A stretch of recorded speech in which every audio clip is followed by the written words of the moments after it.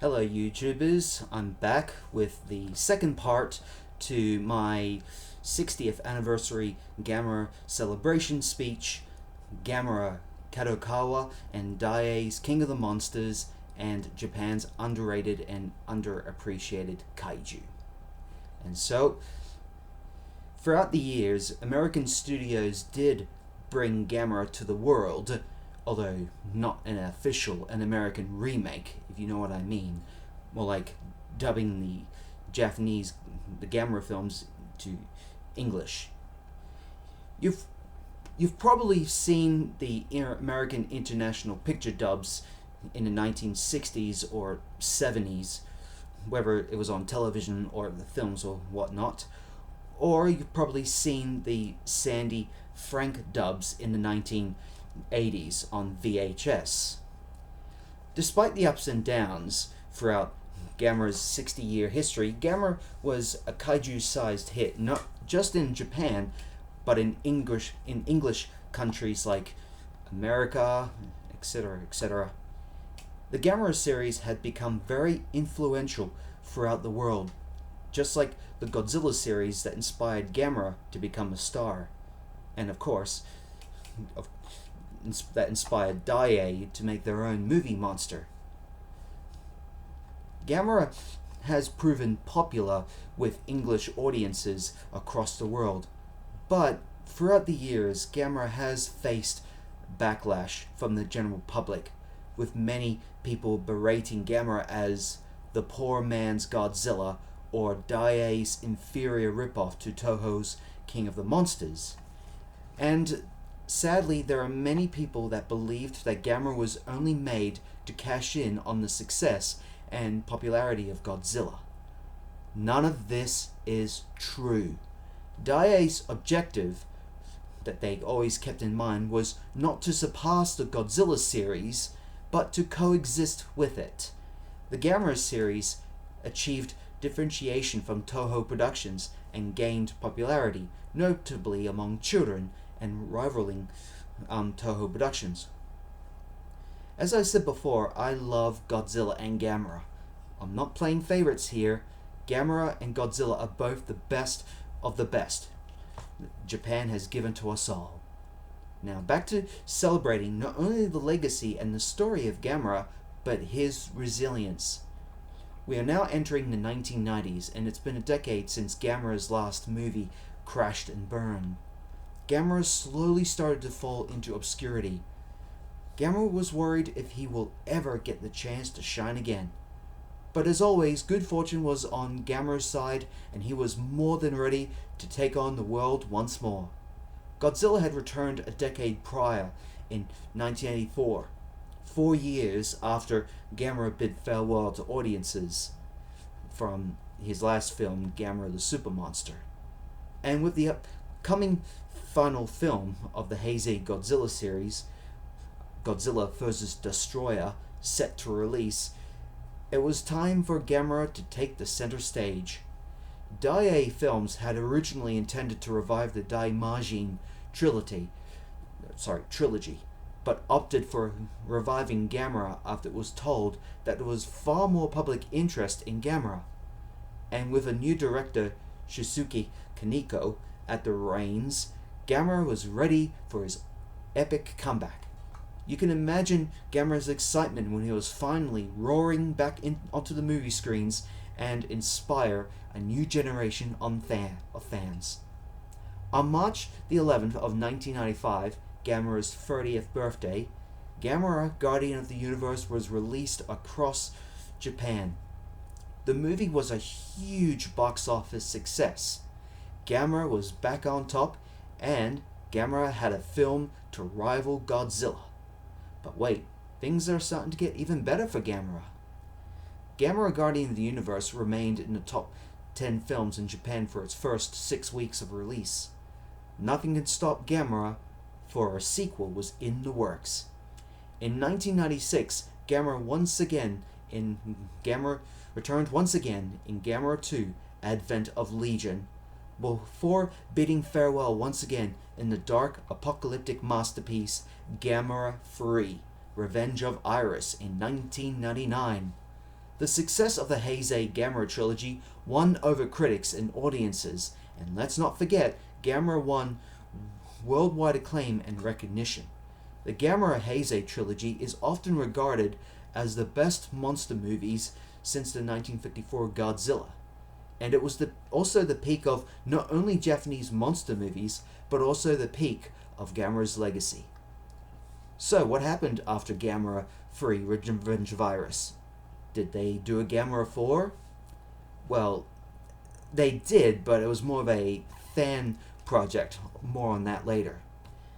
So, well, in other words, sadly, the answer is no. And with the release of Gamera Guarding the Universe in 1995 and Gamera 2 Advent of Legion in 1996, I was wondering, I thought, why weren't there any more Gamera films made for the year 1997 and 1998? Why the 2-year hiatus? Well, I don't have the answers to that question, but we know one thing. The overwhelmingly positive reception to the trilogy. Daiei had their very own King of the Monsters to stand shoulder to shoulder with Toho's King of the Monsters, Godzilla. And now Japan has 2 big Gs. 7 years later, after the release of Gamera 3 Revenge of Iris, Kadokawa and Daiei Studios produced and released the 12th Gamera film in 2006. The movie was called Gamera the Brave. Gamera the Brave came out 2 years after Godzilla took a break from the movie screens in 2004. And unlike the dark and serious tone of the Heisei trilogy, Gamera the Brave was more lighthearted than its predecessors, and more in the spirit of the Showa Gamera series. And once again, Gamera was in the role of a hero that would show up and save the day from a rampaging monster. On April the 29th of 2006, Gamera the Brave landed in Japanese theaters. But sadly, the public's interest in giant monsters started to decline, or was already in decline after the box office disappointment of Godzilla Final Wars. Despite Gamera the Brave opening at number 6 at the box office in Japan, the movie couldn't revive the public interest and was a commercial failure. And after that, Gamera flew off into the skies and beyond, with his future at the crossroads, his survival uncertain. Poor Gamera was out of the spotlight for years, and while Gamera is well known and loved in Japan and in many parts of the world, he was always overshadowed by Godzilla and, of course, pretty much everywhere else in the world. Godzilla has had a rich filmography of over 38 films, while poor Gamera only has 12. But 12 films is quite impressive compared to other Japanese movie monsters that aren't part of Toho. But Godzilla to this day holds the record for being the longest running movie series. But as for Gamera, poor Gamera was absent for a long time from the screens. And even during the dark ages of Kaiju Eiga, both Gamera and Godzilla were desperate to be back on the movie screens of the world.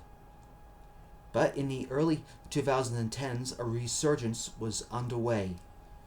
And with the release of Pacific Rim in 2013, of course you all know Legendary Pictures and Warner Brothers, for the 60th birthday of Godzilla, they brought Godzilla back out of hibernation once again.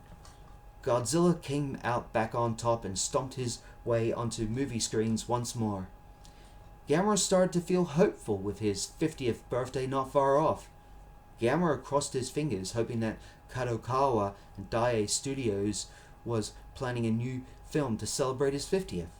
There was even a teaser trailer for it, although more of a proof of concept trailer for it. This was going to be Gamera's magnum opus, and hopefully Gamera would bring Gamera back on to the movie screens once more. But again, things never run smoothly, and the film never made it past the drawing board. 2015 was going to be a sad year for Gamera fans. The fans of the giant terrapin really wanted him to make a comeback. Again, Gamera remained absent from the movie screens. But Gamera was slowly gaining recognition still from Shout Factory and later on Arrow Videos releasing his movies on physical media despite no new films being made. But despite no new Gamera movie being made, I wasn't going to let the disappointment of not getting a new Gamera movie get me down. So I vowed to give Gamera the 50th birthday celebration he deserves.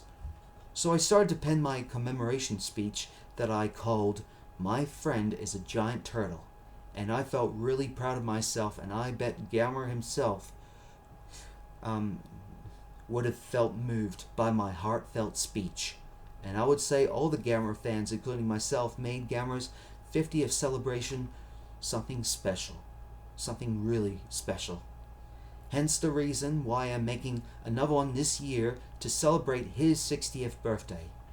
We all love you, Gamera, no matter what. You will always hold a special place in the hearts of millions of kaiju fans across the world. You may not have won any Oscars. You may not have your star on the Hollywood Walk of Fame. Fingers crossed for the day Gamera finally gets his star on the Hollywood Walk of Fame. And continuing on, or any special awards, but you have won the hearts of countless people all over the world. You have given them wonderful and special memories. You have made a positive impact on our lives, and that is something you should be happy and proud of. I also want to give a heartfelt thanks not only to Gamera, but to Noriaki Yuasa, Shusuke Kaneko. Sorry, I get a bit muddled up with pronouncing Japanese names and stuff. Anyway, and all the countless unsung cast and crew that made the Gamera series a reality. And it's these films that they will be remembered for. Gamera will return in the future, and I hope he continues to be a kaiju-sized success for generations to come. Happy 60th, Gamera. Fly high, Big G. I hope you continue to give the world your world-famous turtle power for years to come. Thank you for everything, Gamera. From yours truly, Mark Redburn. And that, folks, is the end of my speech where we're celebrating 60 years of Gamera. I hope that you all enjoyed it, and I hope you all felt really moved by this amazing speech that I've done for him. I mean, Gamera has meant a lot to me over the years, and he still does, even to this very day. And so writing this, it has made me feel really good, and I'm just so happy that we're here, we're still celebrating a giant turtle 60th, even though he's not as famous as Godzilla, but deep down, Gamera is just as awesome and amazing as Godzilla, and still influential and awe-inspiring creature. Well, that's it. I hope you enjoyed watching my video celebrating Gamera's 60th, and I hope after this video is over, you will be wanting to check out Gamera. Anyway, all the best, fellow YouTubers and kaiju fans.